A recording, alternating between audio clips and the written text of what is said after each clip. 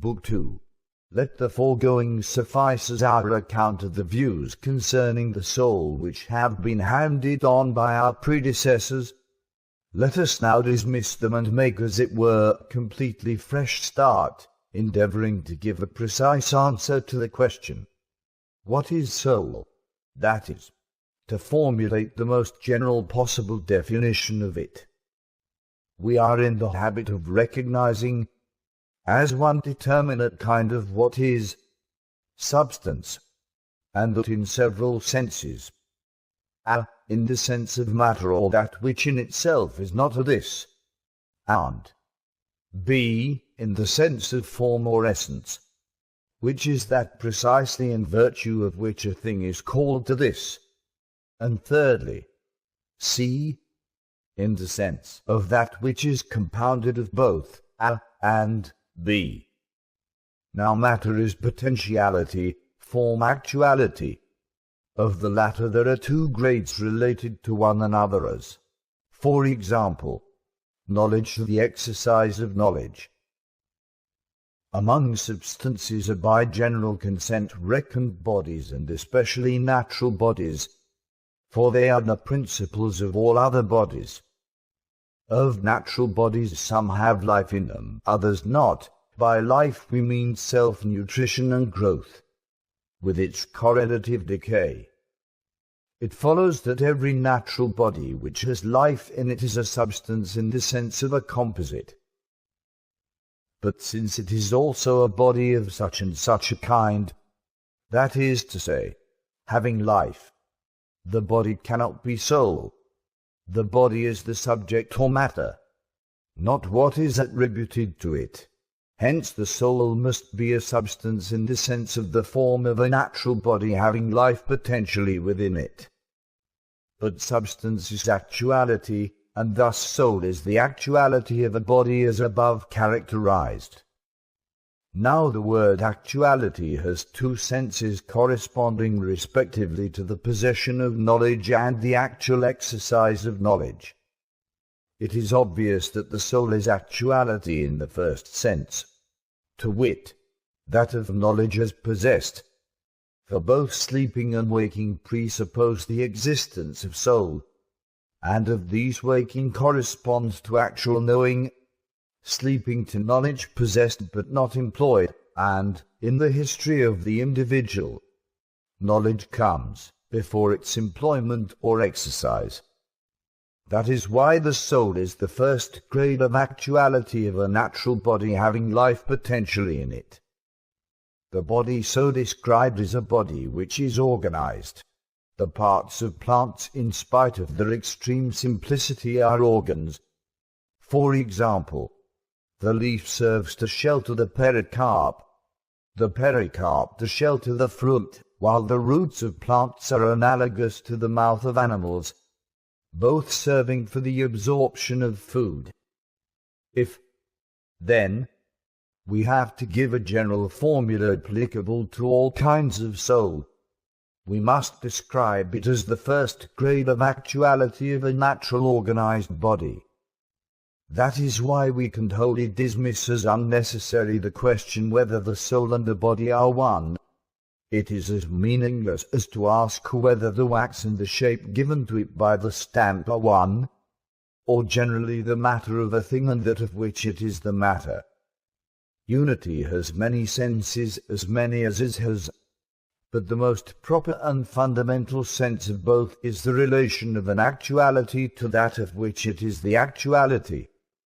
We have now given an answer to the question, what is soul? An answer which applies to it in its full extent. It is substance in the sense which corresponds to the definitive formula of a thing's essence. That means that it is the essential whatness of a body of the character just assigned. Suppose that what is literally an organ, like an axe, were a natural body, its essential whatness would have been its essence, and so its soul.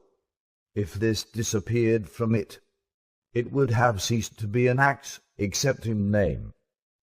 As it is just an axe. It wants the character which is required to make its whatness or formulable essence a soul. For that, it would have had to be a natural body of a particular kind, as in, one having in itself the power of setting itself in movement and arresting itself. Next, apply this doctrine in the case of the parts of the living body. Suppose that the eye were an animal, sight would have been its soul, for sight is the substance or essence of the eye which corresponds to the formula, the eye being merely the matter of seeing. When seeing is removed, the eye is no longer an eye, except in name it is no more a real eye than the eye of a statue or of a painted figure. We must now extend our consideration from the parts to the whole living body, for what the departmental sense is to the bodily part which is its organ, that the whole faculty of sense is to the whole sensitive body as such. We must not understand by that which is potentially capable of living what has lost the soul it had, but only what still retains it. But seeds and fruits are bodies which possess the qualification.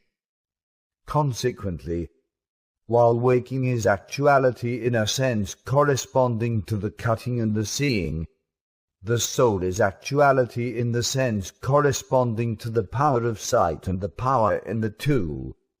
The body corresponds to what exists in potentiality, as the pupil plus the power of sight constitutes the eye. So the soul plus the body constitutes the animal. From this it indubitably follows that the soul is inseparable from its body, or at any rate that certain parts of it are, if it has parts, for the actuality of some of them is nothing but the actualities of their bodily parts. Yet some may be separable because they are not the actualities of any body at all. Further, we have no light on the problem whether the soul may not be the actuality of its body in the sense in which the sailor is the actuality of the ship. This must suffice as our sketch or outline determination of the nature of soul. Since what is clearer logically more evident emerges from what in itself is confused but more observable by us, we must reconsider our results from this point of view. For it is not enough for a definitive formula to express as most now do the mere fact. It must include and exhibit the ground also. At present definitions are given in a form analogous to the conclusion of a syllogism. For example, what is squaring? The construction of an equilateral rectangle equal to a given oblong rectangle.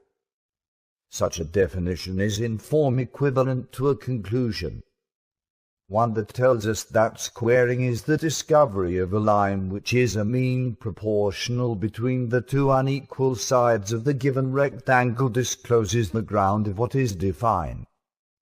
We resume our inquiry from a fresh starting point by calling attention to the fact that what has soul in it differs from what has not, in that the former displays life. Now this word has more than one sense, and provided any one alone of these is found in a thing, we say that thing is living. Living, that is, may mean thinking or perception or local movement and rest, or movement in the sense of nutrition, decay and growth. Hence we think of plants also as living, for they are observed to possess in themselves an originative power through which they increase or decrease in all spatial directions. They grow up and down, and everything that grows increases its bulk alike in both directions or indeed in all, and continues to live so long as it can absorb nutriment. This power of self-nutrition can be isolated from the other powers mentioned, but not they from it in mortal beings at least. The fact is obvious in plants, for it is the only psychic power they possess. This is the originative power, the possession of which leads us to speak of things as living at all. But it is the possession of sensation that leads us for the first time to speak of living things as animals. For even those beings which possess no power of local movement but do possess the power of sensation, we call animals, and not merely living things. The primary form of sense is touch, which belongs to all animals. Just as the power of self-nutrition can be isolated from touch and sensation generally, so touch can be isolated from all other forms of sense. By the power of self-nutrition we mean the departmental power of the soul which is common to plants and animals. All animals whatsoever are observed to have the sense of touch. What the explanation of these two facts is, we must discuss later. At present we must confine ourselves to saying that soul is the source of these phenomena and is characterized by them, namely, by the powers of self-nutrition, sensation, thinking, and motivity. Is each of these a soul or a part of a soul? And if a part in what sense? A part merely distinguishable by definition, or a part distinct in local situation as well? In the case of certain of these powers, the answers to these questions are easy. In the case of others we are puzzled what to say, just as in the case of plants which when divided are observed to continue to live though removed to a distance from one another, thus showing that in their case the soul of each individual plant before division was actually one, potentially many. So we notice a similar result in other varieties of soul, that is, in insects which have been cut in two. Each of the segments possesses both sensation and local movement, and if sensation, necessarily also imagination and appetition. For where there is sensation, there is also pleasure and pain, and where these, necessarily also desire. We have no evidence as yet about mind or the power to think. It seems to be a widely different kind of soul, differing as what is eternal from what is perishable. It alone is capable of existence in isolation from all other psychic powers. All the other parts of soul, it is evident from what we have said, are, in spite of certain statements to the contrary, incapable of separate existence, though, of course, distinguishable by definition.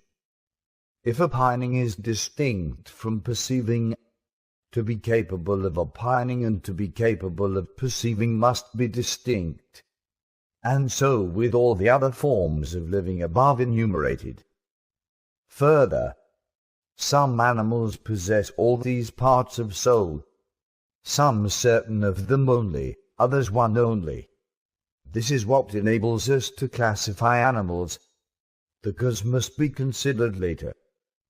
A similar arrangement is found also within the field of the senses. Some classes of animals have all the senses, some only certain of them, others only one, the most indispensable, touch. Since the expression that whereby we live and perceive has two meanings, just like the expression that whereby we know that may mean either a, knowledge, or b, the soul. For we can speak of knowing by or with either, and similarly that whereby we are in health may be either a, health, or b, the body, or some part of the body. And since of the two terms thus contrasted, knowledge or health is the name of the form, essence, or ratio, or if we so express it, an actuality of a recipient matter, knowledge of what is capable of knowing, health of what is capable of being made healthy. For the operation of that which is capable of originating change terminates and has its seat in what is changed or altered. Further, since it is the soul by or with which primarily we live, perceive, and think, it follows that the soul must be a ratio or formulable essence, not a matter or subject. For, as we said, Word substance has three meanings: form, matter, and the complex of both, and of these three what is called matter is potentiality, what is called form actuality. Since then the complex here is the living thing, the body cannot be the actuality of the soul.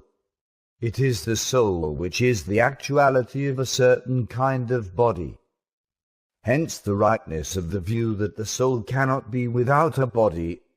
While it cannot be a body, it is not a body but something relative to a body. That is why it is in a body, and a body of a definite kind.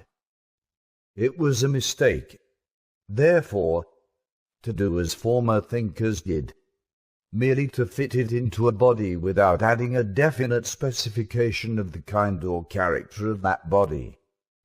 Reflection confirms the observed fact: the actuality of any given thing can only be realized in what is already potentially that thing, that is, in a matter of its own appropriate to it. From all this it follows that soul is an actuality or formulable essence of something that possesses a potentiality of being besouled. Of the psychic powers above enumerated, some kinds of living things, as we have said, possess all, some less than all, others one only. Those we have mentioned are the nutritive, the appetitive, the sensory, the locomotive, and the power of thinking. Plants have none but the first, the nutritive, while another order of living things has this plus the sensory. If any order of living things has the sensory, it must also have the appetitive, for appetite is the genus of which desire, passion, and wish are the species. Now all animals have one sense at least, namely, touch, and whatever has a sense has the capacity for pleasure and pain, and therefore has pleasant and painful objects present to it. And wherever these are present, there is desire, for desire is just appetition of what is pleasant. Further, all animals have the sense for food, for touch is the sense for food. The food of all living things consists of what is dry, moist, hot, cold, and these are the qualities apprehended by touch. All other sensible qualities are apprehended by touch only, indirectly. Sounds, colors, and odors contribute nothing to nutriment. Flavors fall within the field of tangible qualities. Hunger and thirst are forms of desire. Hunger a desire for what is dry and hot. Thirst a desire for what is cold and moist. Flavor is a sort of seasoning added to both. We must later clear up these points, but at present it may be enough to say that all animals that possess the sense of touch have also appetition. The case of imagination is obscure. We must examine it later. Certain kinds of animals possess in addition the power of locomotion, and still another order of animate beings, that is, man, and possibly another order like man or superior to him, the power of thinking, that is, mind. It is now evident that a single definition can be given of soul only in the same sense as one can be given of figure. For, as in that case there is no figure distinguishable and apart from triangle, etc., so here there is no soul apart from the forms of soul just enumerated. It is true that a highly general definition can be given for figure which will fit all figures without expressing the peculiar nature of any figure. So here in the case of soul and its specific forms. Hence it is absurd in this and similar cases to demand an absolutely general definition which will fail to express the peculiar nature of anything that is. Or again, omitting this, to look for separate definitions corresponding to each infirmer species. The cases of figure and soul are exactly parallel, for the particulars subsumed under the common name in both cases, figures and living beings, constitute a series, each successive term of which potentially contains its predecessor. For example, the square, the triangle, the sensory power, the self-nutritive. Hence we must ask in the case of each order of living things, what is its soul? What is the soul of plant, animal, man? Why the terms are related in this serial way must form the subject of later examination. But the facts are that the power of perception is never found apart from the power of self-nutrition, while, in plants, the latter is found isolated from the former. Again, no sense is found apart from that of touch. While touch is found by itself, many animals have neither sight, hearing, nor smell. Again, among living things that possess sense, some have the power of locomotion, some not. Lastly, certain living beings, a small minority, possess calculation and thought. For, among mortal beings, those which possess calculation have all the other powers above mentioned, while the converse does not hold. Indeed, some live by imagination alone, while others have not even imagination. The mind that knows with immediate intuition presents a different problem. It is evident that the way to give the most adequate definition of soul is to seek in the case of each of its forms for the most appropriate definition. It is necessary for the student of these forms of soul first to find a definition of each, expressive of what it is, and then to investigate its derivative properties, etc. But if we are to express what each is, for instance, what the thinking power is, or the perceptive, or the nutritive, we must go farther back and first give an account of thinking or perceiving, for in the order of investigation the question of what an agent does precedes the question, what enables it to do what it does? If this is correct, we must on the same ground go yet another step farther back and have some clear view of the objects of each. Thus we must start with these objects. For example, with food, with what is perceptible, or with what is intelligible.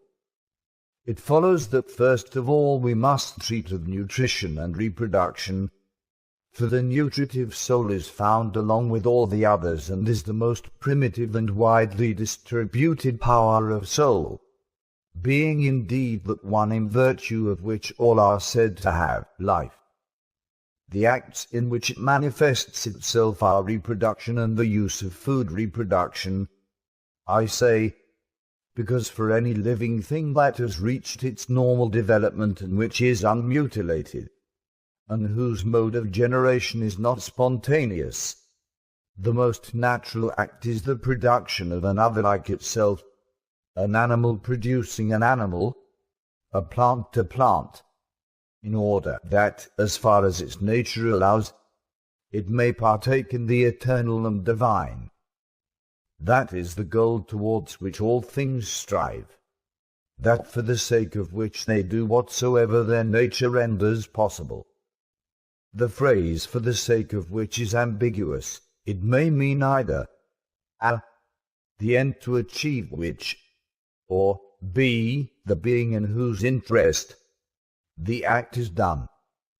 Since then no living thing is able to partake in what is eternal and divine by uninterrupted continuance, for nothing perishable can forever remain one and the same.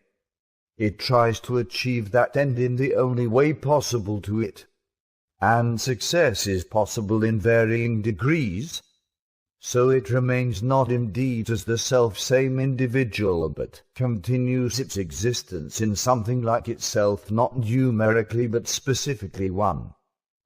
The soul is the cause or source of the living body. The terms cause and source have many senses. But the soul is the cause of its body like in all three senses which we explicitly recognize.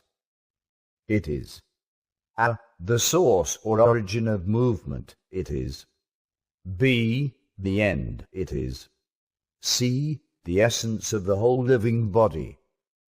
That it is the last is clear, for in everything the essence is identical with the ground of its being, and here, in the case of living things, their being is to live, and of their being and their living the soul in them is the cause or source. Further, the actuality of whatever is potential is identical with its formulable essence. It is manifest that the soul is also the final cause of its body. For nature, like mind, always does whatever it does for the sake of something, which something is its end. To that something corresponds in the case of animals the soul, and in this it follows the order of nature. All natural bodies are organs of the soul. This is true of those that enter into the constitution of plants as well as of those which enter into that of animals. This shows that the sake of which they are is soul. We must here recall the two senses of that for the sake of which, that is, a. The end to achieve which, and b. The being in whose interest anything is or is done. We must maintain, further, that the soul is also the cause of the living body as the original source of local movement. The power of locomotion is not found, however, in all living things. But change of quality and change of quantity are also due to the soul. Sensation is held to be a qualitative alteration, and nothing except what has soul in it is capable of sensation. The same holds of the quantitative changes which constitute growth and decay. Nothing grows or decays naturally except what feeds itself, and nothing feeds itself except what has a share of soul in it. Empedocles is wrong in adding that growth in plants is to be explained, the downward rooting by the natural tendency of earth to travel downwards, and the upward branching by the similar natural tendency of fire to travel upwards. For he misinterprets up and down are not for all things what they are for the whole cosmos. If we are to distinguish and identify organs according to their functions, the roots of plants are analogous to the head in animals. Further, we must ask what is the force that holds together the earth and the fire which tend to travel in contrary directions. If there is no counteracting force, they will be torn asunder. If there is, this must be the soul and the cause of nutrition and growth. By some the element of fire is held to be the cause of nutrition and growth, for it alone of the primary bodies or elements is observed to feed and increase itself. Hence the suggestion that in both plants and animals it is it which is the operative force. A concurrent cause in a sense it certainly is, but not the principal cause, that is rather the soul, for while the growth of fire goes on without limit so long as there is a supply of fuel, in the case of all complex wholes formed in the course of nature there is a limit or ratio which determines their size and increase, and limit and ratio are marks of soul, but not of fire, and belong to the side of formulable essence rather than that of matter. Nutrition and reproduction are due to one and the same psychic power. It is necessary first to give precision to our account of food, for it is by this function of absorbing food that this psychic power is distinguished from all the others. The current view is that what serves as food to a living thing is what is contrary to it, not that in every pair of contraries each is food to the other. To be food, the contrary must not only be transformable into the other and vice versa, it must also in so doing increase the bulk of the other. Many a contrary is transformed into its other and vice versa, where neither is even a quantum and so cannot increase in bulk. For example, an invalid into a healthy subject. It is clear that not even those contraries which satisfy both the conditions mentioned above are food to one another in precisely the same sense. Water may be said to feed fire, but not fire water. Where the members of the pair are elementary bodies, only one of the contraries, it would appear, can be said to feed the other. But there is a difficulty here. One set of thinkers assert that like fed, as well as increased in amount, by like. Another set, as we have said, maintain the very reverse. That is to say, what feeds and what is fed are contrary to one another. Like, they argue, is incapable of being affected by like, but food is changed in the process of digestion, and change is always to what is opposite or to what is intermediate. Further, food is acted upon by what is nourished by it, not the other way round, as timber is worked by a carpenter, and not conversely. There is a change in the carpenter, but it is merely a change from not working to working. In answering this problem, it makes all the difference whether we mean by the food the finished or the raw product. If we use the word food of both, of the completely undigested and the completely digested matter, we can justify both the rival accounts of it. Taking food in the sense of undigested matter, it is the contrary of what is fed by it. Taking it as digested, it is like what is fed by it. Consequently, it is clear that in a certain sense we may say that both parties are right, both wrong. Since nothing except what is alive can be fed, what is fed is the besouled body, and just because it has soul in it. Hence food is essentially related to what has soul in it. Food has a power which is other than the power to increase the bulk of what is fed by it. So far forth as what has soul in it is a quantum, food may increase its quantity. But it is only so far as what has soul in it is of this somewhat, or substance, that food acts as food. In that case it maintains the being of what is fed, and that continues to be what it is so long as the process of nutrition continues. Further, it is the agent in generation, that is, not the generation of the individual fed, but the reproduction of another like it. The substance of the individual fed is already in existence. The existence of no substance is a self-generation, but only a self-maintenance. Hence the psychic power which we are now studying may be described as that which tends to maintain whatever has this power in it of continuing such as it was, and food helps it to do its work.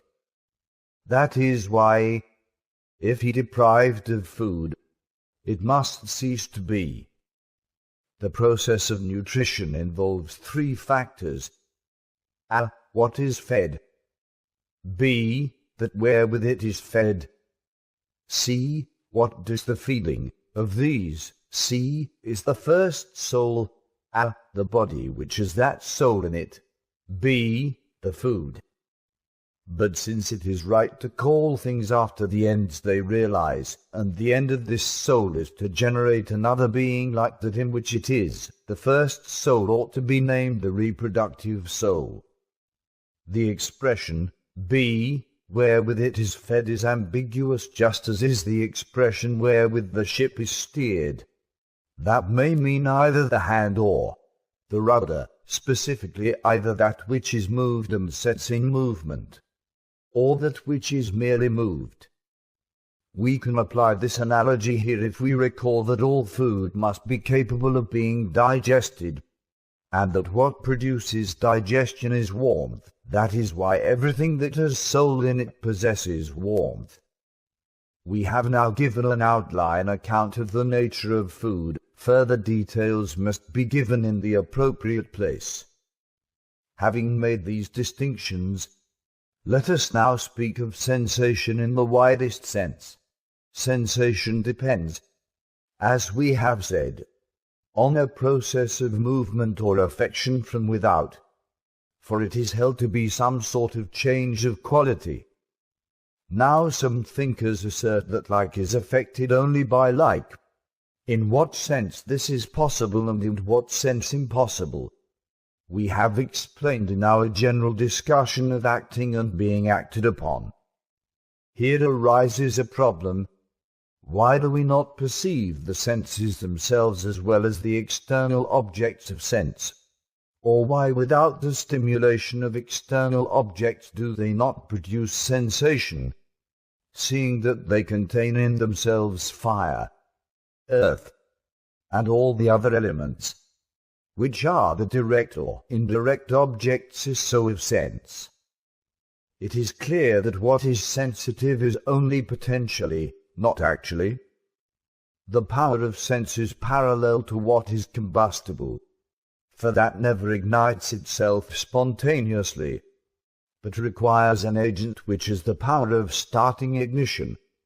Otherwise it could have set itself on fire, and would not have needed actual fire to set it ablaze. In reply, we must recall that we use the word perceive in two ways. For we say, that what has the power to hear or see, sees or hears, even though it is at the moment asleep.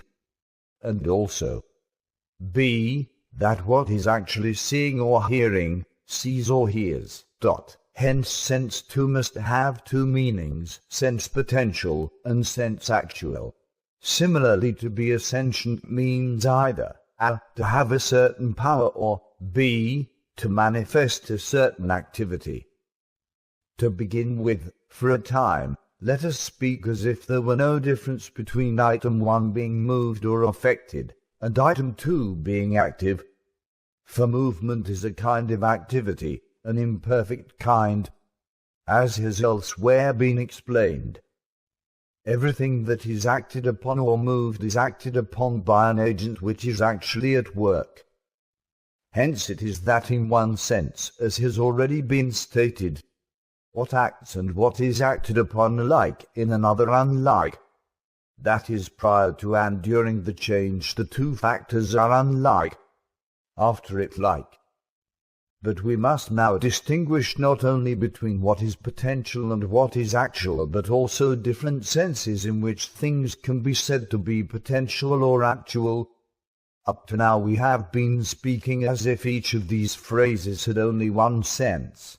We can speak of something as a knower either, as when we say that man is a knower, meaning that man falls within the class of beings that know or have knowledge, or b, as when we are speaking of a man who possesses a knowledge of grammar. Each of these is so called as having in him a certain potentiality, but there is a difference between their respective potentialities. The one, being a potential knower, because his kind or matter is such and such, the other, b, because he can in the absence of any external counteracting cause realize his knowledge in actual knowing at will. This implies a third meaning of a knower. C, one who is already realizing his knowledge. He is a knower in actuality and in the most proper sense is knowing. For example, this A. Both the former are potential knowers, who realize their respective potentialities, the one by change of quality, that is, repeated transitions from one state to its opposite under instruction. The other, b, by the transition from the inactive possession of sense or grammar to their active exercise. The two kinds of transition are distinct. Also, the expression to be acted upon has more than one meaning. It may mean either the extinction of one of two contraries by the other, or b. the maintenance of what is potential by the agency of what is actual and already like what is acted upon, with such likeness as is compatible with one s being actual and the other potential. For what possesses knowledge becomes an actual knower by a transition which is either not an alteration of it at all, being in reality a development into its true self through actuality, or at least an alteration in a quite different sense from the usual meaning. Hence it is wrong to speak of a wise man as being altered when he uses his wisdom, just as it would be absurd to speak of a builder as being altered when he is using his skill in building a house. What in the case of knowing or understanding leads from potentiality to actuality ought not to be called teaching but something else. That which, starting with the power to know, learns or acquires knowledge through the agency of one who actually knows and has the power of teaching either a. ought not to be said to be acted upon at all, or b. we must recognize two senses of alteration, likewise a first item, the substitution of one quality for another, the first being the contrary of the second, or the second item, that which is the development of an existent quality from potentiality in the direction of fixity or nature. In the case of what is to possess sense, the first transition is due to the action of the male parent and takes place before birth, so that at birth the living thing is, in respect of sensation, at the stage which corresponds to the possession of knowledge. Actual sensation corresponds to the stage of the exercise of knowledge. But between the two cases compared there is a difference. The objects that excite the sensory powers to activity, the seen, the heard, etc., are outside. The ground of this difference is that what actual sensation apprehends is individuals, while what knowledge apprehends is universals, and these are in a sense within the soul. That is why a man can exercise his knowledge when he wishes, but his sensation does not depend upon himself. A sensible object must be there. A similar statement must be made about our knowledge of what is sensible on the same ground, as that the sensible objects are individual and external. A later, more appropriate occasion may be found thoroughly to clear up all this. At present it must be enough to recognize the distinctions already drawn. A thing may be said to be potential in either of two senses. A. in the sense in which we might say of a boy that he may become a general, or b. in the sense in which we might say the same of an adult. And there are two corresponding senses of the term of potential sentient. There are no separate names for the two stages of potentiality. We have pointed out that they are different and how they are different. We cannot help using the incorrect terms being acted upon or altered of the two transitions involved. As we have said, as the power of sensation is potentially like what the perceived object is actually, that is, while at the beginning of the process of its being acted upon the two interacting factors are dissimilar, at the end the one acted upon is assimilated to the other and is identical in quality with it. In dealing with each of the senses we shall have first to speak of the objects which are perceptible by each. The term object of sense covers three kinds of objects, two kinds of which are, in our language, directly perceptible, while the remaining one is only incidentally perceptible. Of the first two kinds, one, a, consists of what is perceptible by a single sense, the other, b, of what is perceptible by any and all of the senses. I call by the name of special object of this or that sense that which cannot be perceived by any other sense than that one, and in respect of which no error is possible. In this sense colour is the special object of sight, sound of hearing, flavor of taste.